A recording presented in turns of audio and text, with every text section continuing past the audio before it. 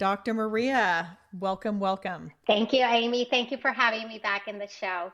Absolutely. I so strongly believe in what you do, Dr. Maria, because I feel like you have taken the time and the energy to really approach our health from a holistic point of view. It's not just food, it's not just eating, it's not just medicine. It is so many different aspects, and especially your trauma informed and story work that you have done, culinary nutrition, integrative medicine. I mean, you've got it all. So I'm just thrilled that you have taken the time out of your busy schedule to chat with us. Yes, and I'm very excited to share with your audience a little bit about diabetes and insulin resistance. And as you said, it's more than just the food. Yes, yes. Okay. So I know you have this program, and we talked about this in the intro, focusing on type 2 diabetes. But can we just back up just a little bit and give us the high level overview? Type 1 diabetes, type 2 diabetes, pre diabetic. I've heard of type 3. I'm not really familiar with that. So just do kind of a little high level overview, and then we can filter in some for our conversation. Okay, so let's start with type 1 and then type 1.5. Okay. Oh, one and okay. Yes, I didn't even know about that.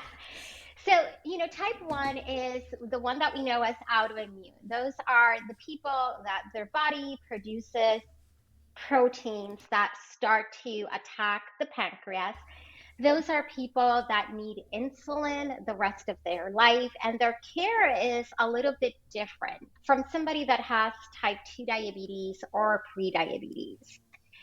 Type 1.5 is people that when you test them in their blood, they have the antibodies, but they're not fully yet insulin dependent. And those type of patients, they need to be monitored very carefully because you need to be able to catch if they do progress to needing insulin for the rest of their life. And this is important. A lot of the times people think that sugar and insulin, they're bad. They're not. Our body needs them. Our body needs them. So people that do not produce insulin at all, they usually use at this point of age, they usually have an insulin pump and they have that constant amount of insulin that their body is, kind of like absorbing. Now, because we have the continuous glucose monitors for people that have type 1, a lot of the times they're using these two devices and they know very well how to manage them so that they can continue having that continuous amount of insulin. And then there is insulin resistance. Okay. Insulin resistance means your body, your pancreas, is producing insulin, and insulin is getting into the blood. The problem here in insulin resistance is that your body cannot use insulin to do its job. So the natural job of insulin is to get the sugar from the blood vessels into your cells. That's where it needs to go because that's the way that your body produces energy. And when we talk about insulin resistance, we first start in that pre-diabetes stage. So that is you are starting to have problems. That is that A1C that is below that 6.5. So think 6.4 and below. It starts at 5.7. And those are people that, again, patients that at that time, that's really when we want to start to do everything, right? And what we know is that nowadays there's actually more people living with pre-diabetes than type 2 diabetes. And then what happens in type 2 diabetes is that, again, you have developed more and more and more insulin resistance. There's actually a formula that can be used. There's a little bit of controversy when it comes to fasting insulin levels in terms of like what's normal. But what we know is that if we check your fasting insulin with your fasting blood sugar level, there is a formula that in a way help us. It's almost like it help us put you in like a level of how much insulin resistance you have. And that's what happens in type 2 diabetes and pre-diabetes. It's really insulin resistance that can be reversed, that your body can regain insulin sensitivity. It's a process. It's not an overnight thing, but it can happen. And then you mentioned diabetes type 3. So, diabetes type 3, which is when somebody has, again, insulin resistance, these are the changes that it specifically that does in the brain that we know that people with insulin resistance have a very high risk of developing dementia. So type 3 diabetes, the best way that I can explain it is like dementia caused because of sugar. Okay, so that again is dementia what? Dementia caused because of blood sugar levels. Oh, that's terrifying. Right? So type 3 diabetes is really known as what's happening in your brain. Got it. That is a great high level overview. And I know you see me taking vigorous notes over here. That's fine.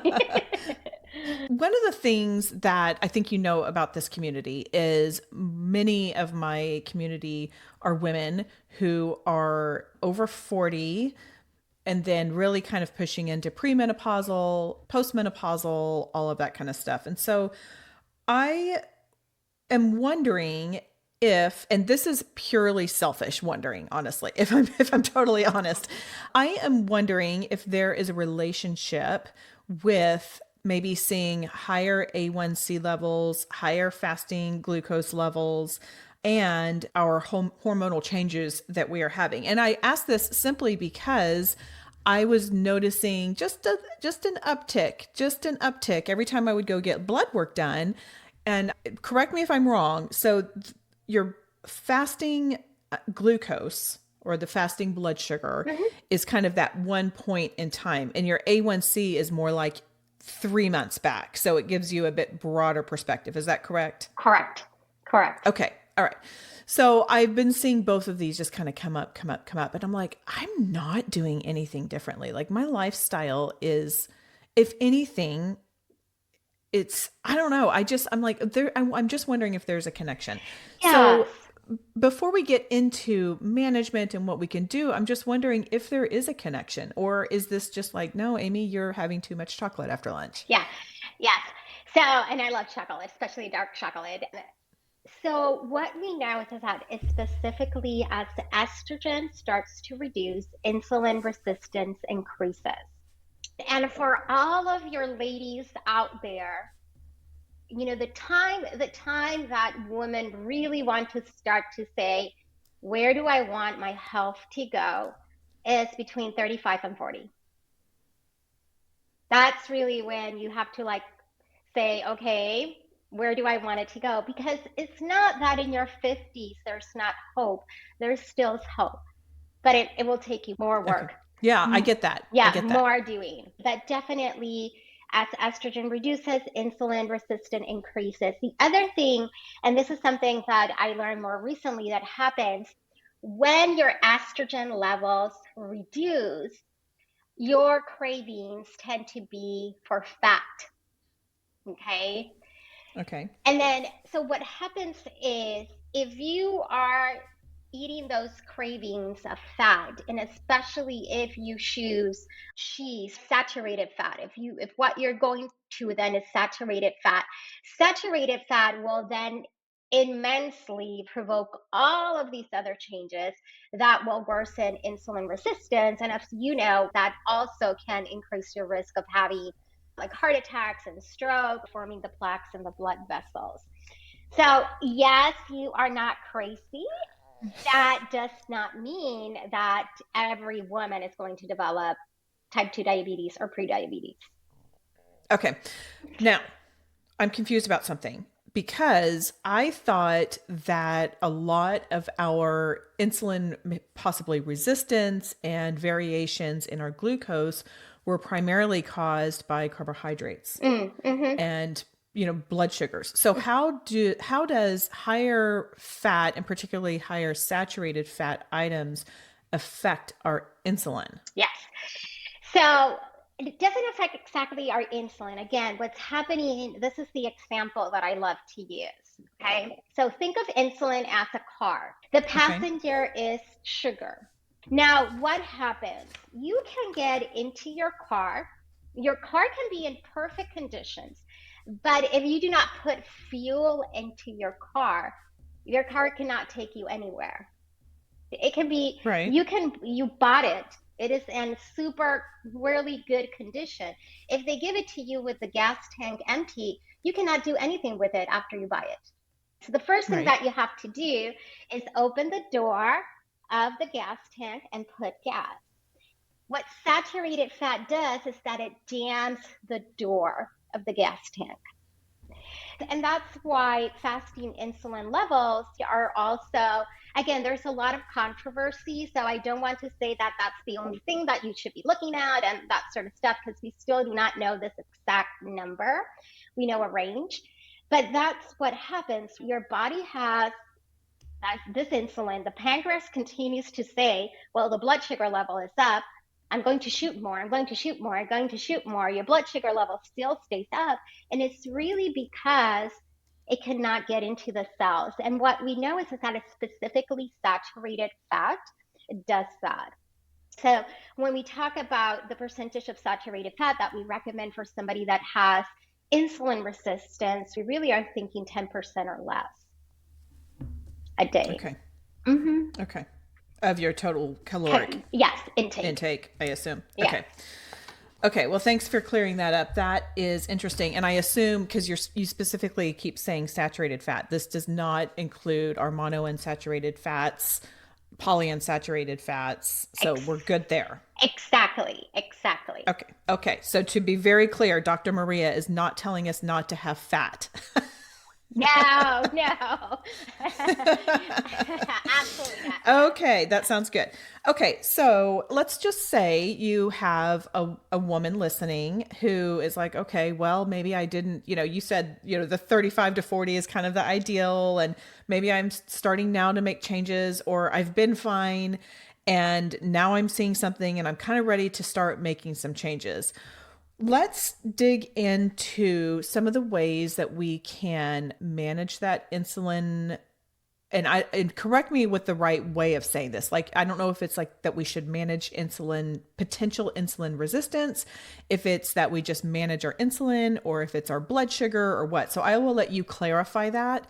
But what now? What can we do? And I know that we are a very balanced, we are kind of intuitive eating, like we don't want to get any craziness here. So how can we put all of that together without all of a sudden being chained to like, well, I can't eat that or this is that, or, Yes, all of that kind of stuff. yes. And I think that, mindset is extremely important. That's the first thing that I would say, because restriction comes from that mindset mentality. And what I mean by that is, and I know that you have heard me like, I eat pizza sometimes. I eat my dark chocolate. I have these things. Now, these things do not control me. And and the other important thing to know is I'm not having all of these other things every day. So Right. I think that there is the space for grace. There's always the space for grace. But, again, you have it as this mindset and this relationship as this is, my grace. And I don't even like to use, sometimes people use the word, I'm giving myself a treat, right? Because again, that starts to give you that relationship, and the mindset Right. is very powerful. Or for example, when I go to some of like my public activities, they might serve me certain food that is not the food that I eat all the time. And, I'm going to eat it without that shame, without that guilt. So mindset is very important. And that's the one thing. The other thing, so as women, right, if you are, 40 plus, let's say 40 plus, a couple of changes that you can start to evaluate, do I need to make them? And are they feasible for me? Because You might not need to implement all of them. So, well, one of the important things is that we know that reducing glycemic index, because we were talking specifically about that reducing estrogen, is really important. So, again, it's not that you're not going to never eat carbs, it's that you're going to start to select the carbs that are high in fiber and that also have protein. A lot of people, for example, do not know that a head of cauliflower has about 146 calories, and of those, it has 11 grams of protein. So you're still going to be eating good, wholesome qualities of your carbs and your protein, but it is important that you think of foods that are more those simple, processed, box type of carbohydrates that we understand as carbohydrates. I think that that's Right. very important. Because again, what you want to help your body is increase insulin sensitivity. So I think that that's extremely important. I don't even use carbs with my patients. I tell them focus on the fiber, fiber, fiber, because what we know and what studies have shown is that people with type 2 diabetes eat an average of 10 to 15 grams of fiber per day. Yet, studies have shown that if you increase it to between 30 to 40, that will lower your A1C as good as medications. And the Oh other, my goodness, say that again. That sounds really impactful. yeah, so if you increase your fiber, your A1C will start to go down, and it's more effective than some of the medications that are out in the market. And you won't have constipation either. Two and That's one. incredible. And Yes. it's so funny because I think I might have even mentioned this last time when we were talking about cholesterol. And I know that you believe in the power of plants, and I do too. And it just seems like whether we are talking about mental health or cholesterol or gut health or reducing, dementia risk, it all roads lead back to eating a variety of plants. Yes, yes. And I think that it's specifically, I mean, because I do a lot of like 20-hour recall with my patients. I think that especially vegetables, like, it's like, hello, come on, let's eat more of those. And again, I think that it is because there's this big confusion when we talk about the macros again. Mhm. So we get this confusion of like, these are carbs and these are proteins, and then you leave food items that have like a mixture, like the cauliflower head that has carbs. It's about 29 grams of carbs, and I can't remember how much of those are fiber, but it has carbs and it has also a good amount of protein. So you have this food item that has these two macros in it. And I think that that's why a food can sometimes become very complicated and messy. But definitely, if you increase your fiber, it will help with the blood sugar level. It will help with constipation. And then the other thing is, I think that if you're going to do this and you're going to decide to do it on your own, you really want to increase the fiber slowly, because if you're not even eating enough fiber, you do not have the little GI Joes in your gut to digest that fiber. And then you're going to get GI issues and GI symptoms. So that's like Right. a note on the side. And then the other thing is you want to do the 10 to 1 carb to fiber ratio. So when you look at food ingredients, the food labels, and it tells you the amount of carbs. If it's 30, you want to buy a product that then at least has 3 grams of fiber, at least, right? There's products out there that have more than that, but you want to shoot at that 10 to 1, 10 of carbs, 1 of fiber ratio. And those are good things. And the reason that I emphasize like whole foods and things like your vegetables and your fruits and the way that it is because if you put it that way, then we don't have to be obsessed with counting gram of carbs and counting grams of protein and how much am I eating. Because if you make it obsessed and complicated, then you're not going to do it. Right. Right. Um, the other thing about, and I know you know this about fiber, but this was something that I made sure to put in my new book for teen girls because I talk about one of the chapter titles is Why Can't I Poop? Because I know this is an issue with them. And I talk about fiber some. Also, make sure you're getting plenty of water Mhm. with the fiber because you really need that in tandem. So, again, you mentioned earlier glycemic index. Can you define what that is for someone who may not be familiar with it? This is a system that has been created to create categories: low glycemic, medium, fast glycemic.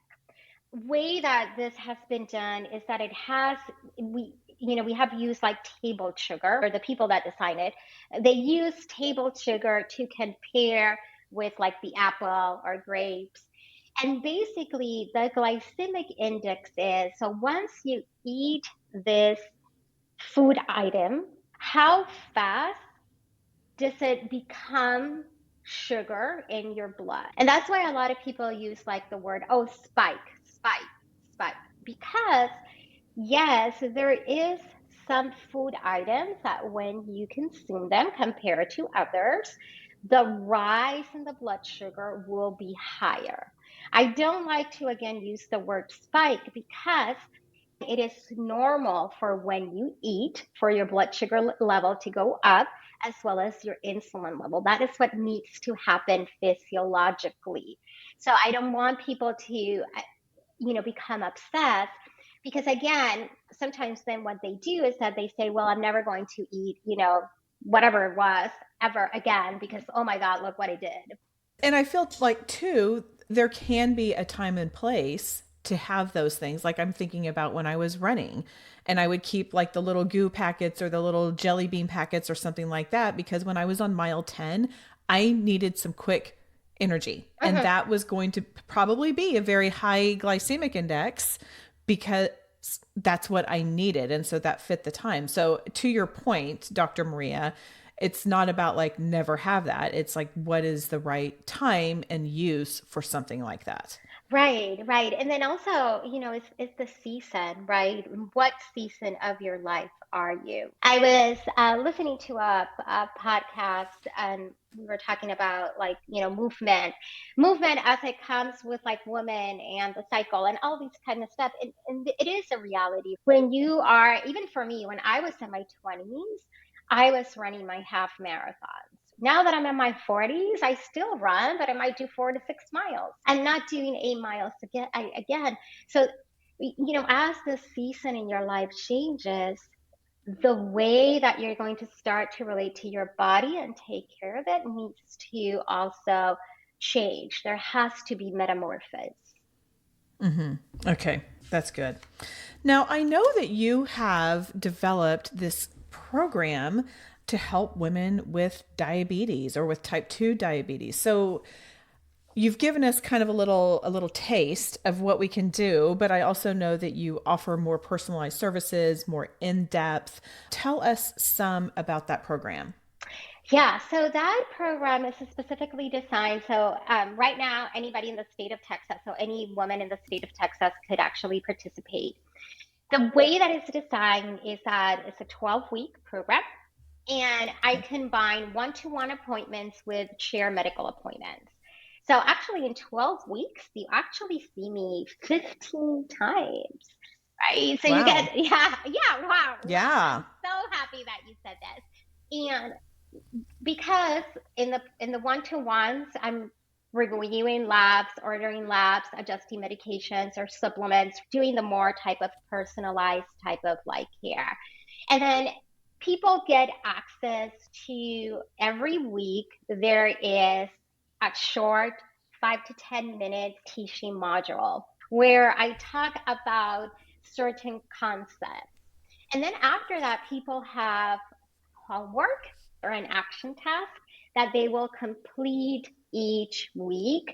And that can be something as simple as let's identify, the sources of like hidden fructose in your home. To one of the exercises is let's write your food story, because that's also like very important. And it's not only about food. I talk about movement, how weightlifting is extremely important, and keeping that muscles and the mitochondria like super healthy. And I actually address, so diabetes affects all the systems in your body, because it does. It addresses the systems that are more critical. So, like the liver, the kidney, your gut health. So, I don't go into all the systems. I also talk about brain health, dementia.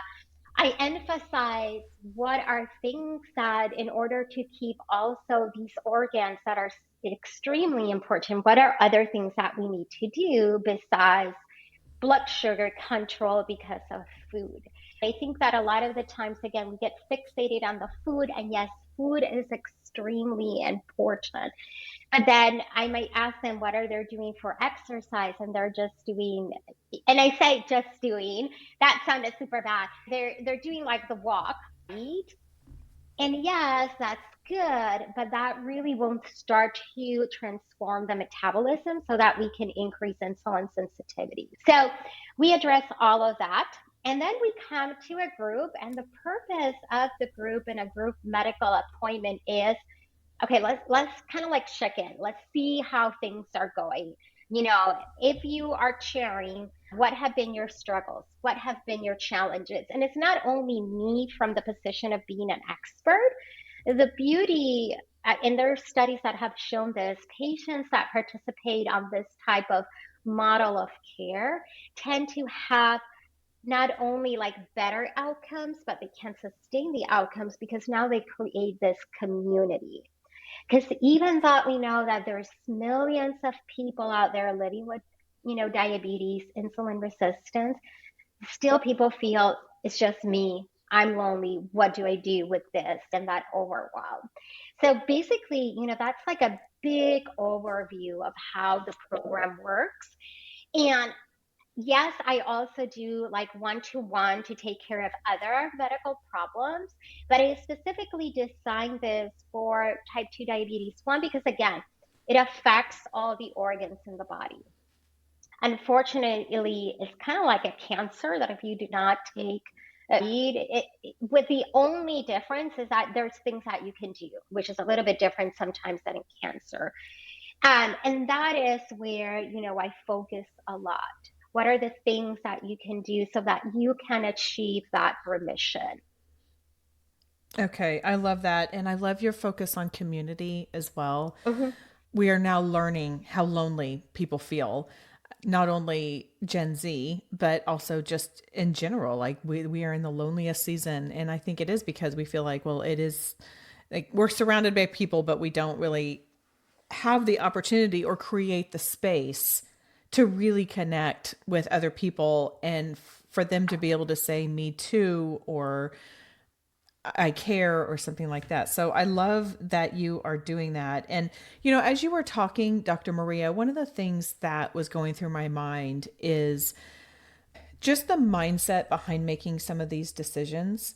As you know, we talk a lot on here about being, taking care of ourselves so we can do what we're called to do. Hmm. And it may be more about having our future self in mind without this becoming an idol, without this Hmm. becoming something that constrains us from fully living and thriving in the way that God wants us living, but at the same time, maybe sacrificing our to self to our current want, which I am the very first person to raise my hand and say I know I do this, and instead thinking, okay, this is for my future self. This Hmm. is for my future role as a vibrant mom or a grandma or Hmm. something like that. And so just having that mindset behind it and the why behind it rather than like, I'm not going to have this, I'm a bunch of restricted. jelly beans. Yeah. Right. Right. Because, so anyway, I don't know, Yes. just something. And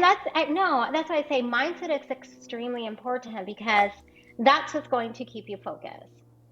Hmm. I think that, and two, then also, which I think that because of how we live in this Western culture where we live up here and we do not know what's going on down here, if we also focus on how your body feels, Yeah. what changes do you notice? That actually helps a lot of my patients because all of a sudden they're like, oh, yeah, now I have more energy. Now I can focus more at work. They start to notice these subtle changes that I think that is extremely important. One of the things that I always say is like, Jesus needed a body. He needed a Mm, body, right? And a lot yeah. of the times, we treat this as like something, but this is not just something. Without a good body, he was not going to be able to walk as he was walking and going to places. He needed a body that was healthy because when you are, dealing with 5,000 people at the same time, like, so think about it. So there was a reason that Jesus needed a body and he needed it in a good conditions. He needed it to be good and working.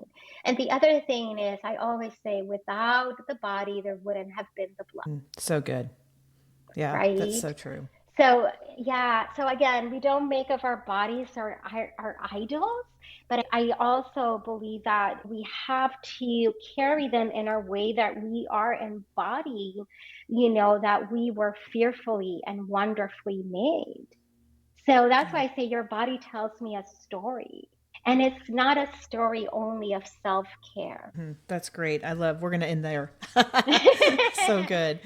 Okay, I have a few questions I ask Yeah. all my guests. And I know that we talked about cholesterol before, and I know I've asked you this, but I don't remember what the answer was. And the question is, I love learning about people's tattoos. And so I've found when people decide to put something on their body for the rest of their life, often they have a reason. Do you have any tattoos? If so, what's the meaning behind it? And if not, if you had to get one, what would it be and where would it go? Yeah, so I do not have one. If I were to have one, so the last time that I was on the show, I said a butterfly. And I think that I'm still debating if I want a butterfly or a starfish. There's a story behind the starfish, very long, but basically like a peach starfish. And definitely I would put it like in my lower back on the sacrum towards like my butt area because especially they both have meaning to me. The butterfly has this metamorphosis process that, again, I have been through. And then if I were to go with a starfish, the peach starfish, it was something specifically, again, that God spoke to me and, gave me this starfish, peach starfish. And then I had to like understand what do you mean by that? What do you mean that I'm a peach starfish? So it has to do with identity in that sense. Okay. Yeah. Okay. All right. Very good. Well, you'll have to let me know if you ever get one. Yes. Do you have a meaningful Bible verse that you would like to share? Yeah. So I want to share, and I'm going to share it from the Passion Translation. So it's Psalms 93, 3 to 4. Chaos once challenged you. The raging waves lifted themselves over and over, high above the ocean's depth, letting out their mighty roar. Yet, at the sound of your voice, they were all still by your might. What a majestic king, filled with power. That's beautiful. Thank you. And that's the Passion version? Yes, yes, Okay. I don't really read that translation very often, so I'll have to check that out. yes. Thank you. Okay, Dr. Maria, if people are wanting to connect with you, particularly if they are in Texas and want to work with you, how can they do that? Yeah, so they can just go to my website, www.salud, which is SALUD, revisited, REVISITED.com. And from there, you can schedule a consultation directly. And the good thing is that I do not have call centers. You actually get me. Awesome. Thank you. Okay. What is the one simple thing you would like us to remember about this conversation about diabetes? Vegetables are not the bad carbs. Eat your vegetables. And most of all, remember that restriction will never lead you to freedom. Amen to that. Okay, that is all for today. Go out there and have a graced day.